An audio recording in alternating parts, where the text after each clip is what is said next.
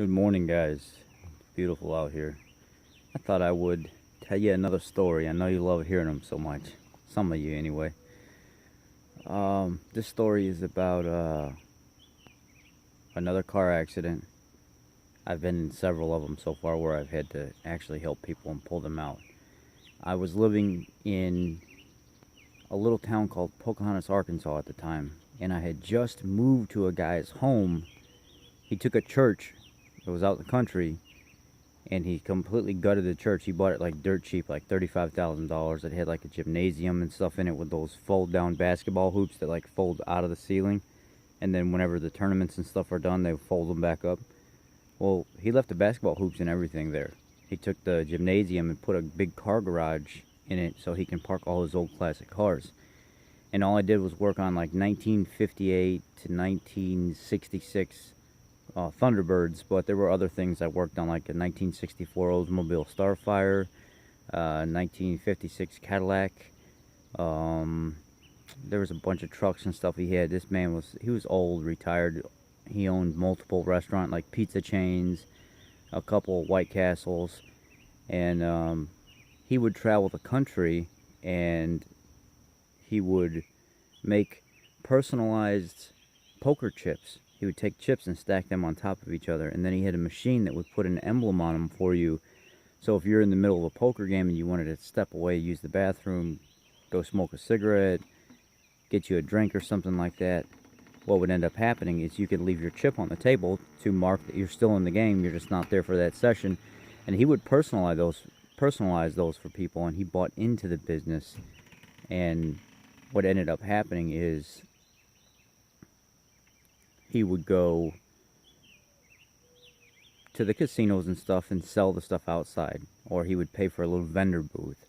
But once he started getting big enough, the casino would actually tell him, hey, we got a big poker tournament coming up, and we're expecting about 1,500 people to be in this tournament, so we'll pre-purchase for a discount 1,500 orders or 1,000 orders so we can give them as souvenirs for people that are joining.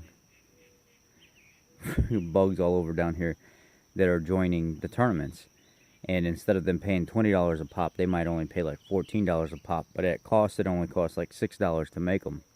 Anyway, just to set up the scenario, this guy hired me to work for him while I was in college, so I would literally live at his house that this church was made out of, and I would do work on the church as part of my rent payment, and I didn't pay any bills.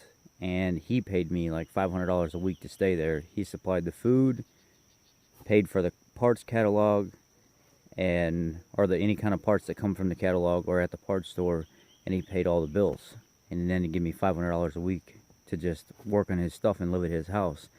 And he would give me little tasks and stuff, like he had a little room in a common area that he walled off with 2x4s, and he built a square out of the corner, and he made a door opening in it. And he said, how cool would it be if I could build a little breakfast nook right here in the corner of this room with like shingles literally coming out of the ceiling on an angle, and then inside we can use like a wallpapering brick, like a red brick, and then we can make like black wooden trellis hangers for wine glasses and stuff that would hang in the openings.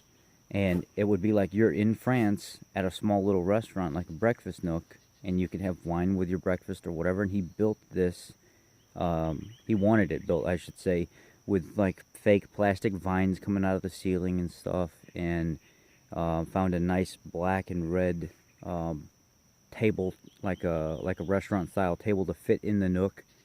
And he gave me instructions on how he wanted it built, and I built this thing for him while he was on the road. And he would tell me, this is how I want you to do this is the dimensions. The guy was a genius. And I would build everything per his request. And when it was all said and done, it was like something out of, like, it wasn't my design. I just built it. He gave me the dimensions, how to cut the wood, told me where to put it, and I just did it. I was shocked at the fact that I was able to do something so cool like that. And it just goes to show that we don't even know what our potential is until we start actually trying to push ourselves. And I built this thing that looked like something like you had a contractor come out and do it. And it was just amazing. So I'm staying at his house one weekend, and I'm thinking to myself, I really want to go out tonight. I haven't been out in a while. And I want to go to a club. I want to dance. I want to drink. I want to feel good. You know, I want that. I want to be spirited and wild. So I go to the club. And it's, what is it called? I think it's something Cowboy. Electric Cowboy, I think it's called. And I think it's in Jonesboro, Arkansas is where I was at. Yeah, that sounds right. Electric Cowboy. And I went there and I danced all night for hours and hours and hours. And I drank so much. But I quit drinking around midnight 30. About 1:30 I left because I knew the club got out at 2. I didn't want to be part of all the traffic. Well, I'm leaving the club. And I'm going down this windy road that goes out into the middle of nowhere. And there's a real big hairpin turn. It kind of cuts off to the right and then goes back off to the left real hard. And then many people have died in that turn because people tried to take that turn too fast and there's no warning signs. Well, as I was coming around that turn, I see a Toyota, was it a RAV4 or it was a Honda CRV. There's a small import SUV parked right in the middle of the road. And I was like coming up on this thing quick and I hurried up and got on my brakes and it had the flashers on. And as I start to pull up, I have the window down, I could hear some woman crying. And as I clear the front of the vehicle, I see her standing in the lights. And I pulled the vehicle over real quick. And I look off in the ditch that's right on the other side of where this woman's looking. And there's a truck turned upside down on its top. And there's a driveway that goes up this way. The ditch comes through, the driveway passes over it, and then there's a ditch on the other side. And she's standing at the foot of this driveway looking into the ditch with the truck up on top. And she's crying, and I'm like, oh my God, what the hell's going on? She's like, oh my God, I gotta call the cops. So she's on the phone, she's trying to call the cops and tell the cops where she's at, but she don't know how to tell them anything because she's so frantically crying on the phone, she like froze up. And she's talking about, there's a car here, there's a guy in the truck, and I'm thinking to myself, what the heck's she talking about? I don't even see a guy. I don't know how she could see a guy. And she's freaking out. So I got on the phone real quick and I dialed 911. I said, yes ma'am, I have somebody on the phone, there's a car accident in front of me right now. I just passed mile marker 162.5. There's a driveway right past that. That's my current location. There's a truck flipped upside down in the ditch here. I'm Combat Lifesaver certified, so I'm going to jump down here in the ditch. I'm going to go ahead and look and see if anybody's in it, see if anybody needs attention. Stay on the phone with me for a second while I do it. And the dispatcher was like, okay, that's fine. I'm getting units sent out to you right away. Meanwhile, this girl's on the phone. She's crying and freaking out. She can't even get the message across. I just did it in 30 seconds. So I jumped down in the ditch. And I'm looking, like, the truck's flipped upside down. So I have to get down into the ditch and look up into the bottom of the truck through the window. And I don't see nobody. And about that time, some guy comes running down the hill. And he says, oh my God, I just heard this crash just a few minutes ago. And I come running. He said, people crash here all the time. So he gets on the truck and he's looking around and stuff like that. And he can't see anybody. I can't see anybody from the bottom. So I jump up on the bottom of the truck because the bottom's exposed to the... And I grabbed the exhaust and it was hot. And I said, oh man, this just happened, man. Somebody's got to be here. Somebody didn't get out of this truck that quick. So I lean over the side of the truck because remember it's flipped upside down. And I'm looking in and I can see this guy's face pressed right into the glass. The glass is shattered all around his face. You can see blood dripping from his face. And his hand, where he landed on his back with his face up against the glass and smashed the glass. But his hand went through the windshield and his hand was split all through the center right here. Where he was bleeding out of, like, his fingers were literally split apart into his hand. And his hand was through the windshield. And I couldn't make anything of how bad the situation was because the guy looked green and slimy. And I was like, oh my God, this guy might be going into some kind of shock. I don't know what to do. And I said, you know what? The best thing for me to do at this point, at this time, the dispatcher's like listening to everything that's going on. I still have my phone in my hand, so I said, ma'am, I gotta go. This guy is bleeding badly. I'm gonna try to get the bleeding to stop. But because of how he turned and positioned, somehow he cut a lot of the blood flow off to his hand, so it wasn't really that bad. And his face kind of slowed down. And I'm like, oh my God, this guy's heart's probably slowing down. He's gonna die. And I said, ma'am, just hurry up and get here as fast as you can, please. I'm gonna try to keep this guy alive. Well, she gets off the phone, and I'm down there in the ditch area with this guy, and I'm smacking this guy in the face through the hole that's in there. I said, wake up, don't go to sleep, wake up. And I start talking to him. Well, he don't know English. And I said, no habla español? And he said, sí habla español, no habla inglés. So I said, mucho cervezas? And he said, no señor. And he's just barely able to speak. And I told him, I said, tú eres mentiroso. mucho cerveza? And he says, sí, señor, mucho cerveza. And I said, ¿qué trabajo? Because I don't know how to speak Spanish fluently, but I just say, ¿qué trabajo? What work? Like, what work do you do? And he caught on to what I was saying, even though I wasn't saying it right. And he told me, he said, I'm a construction worker, and I'm here illegally. And I'm just trying to work and make some money so I can go back to my family and provide a living for them. And I only have a mother and a sister left, and his brother and father and everybody had killed in Mexico. And he worked for a concrete company in Jonesboro, Arkansas, and he was borrowing the boss's truck, like a 72 Ford or 74 Ford or something like that, beautiful restored truck that he just totaled. And I'm trying to talk to this guy, and I'm still smacking him in his face because he wanted to close his eyes, and his skin is turning even more green and more green. Well, the paramedics and stuff got there, the fire department got there, but nobody spoke Spanish. So I got down in the ditch again, and I'm actually asking him questions in what kind of broken Spanish I know. And mentiroso is liar.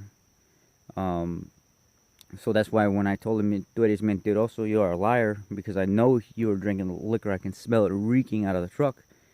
And he's, talking to me in front of the police officer, and the police officer's asking me what his name is. And his name was Jose Delerose Masia. He was 23 years old. South of Juarez, Mexico is where he was from. And then when the fire department got there, they're trying to open the doors and stuff on the truck to get this guy out of there, because he hit the tree so hard when he flipped and fell down into that ditch that it pushed the steering wheel and everything kind of like into his belly, under his sternum, so he couldn't move, and they couldn't pull him out of there. So what I did was I jumped down there in the ditch, and I'm helping the paramedics figure out how to open the bottom door. So they get the bottom door open so they can slide him out, but they can't get the guy out of there because the steering wheel is still pinned underneath his sternum. So the fire department gets up on top of the vehicle where the exhaust is exposed to this guy. He can't figure out how to open the door and stuff like that. And I said, get out of my way. And the guy, he actually got out of my way. And I took this big giant metal bar that they use to pry open doors, and I jammed it underneath that lock, because I know how them old-timey trucks are. I used to work on them. And I slid the bar sideways a little bit, popped that lock forward, pulled the door open.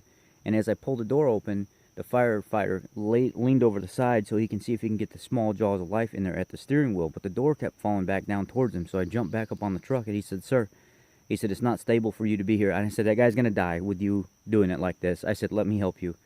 So I actually grabbed the door, and I took a smaller bar that he had with him, and I jammed it into the crease, or where the door pivots, so it would stop falling down on him.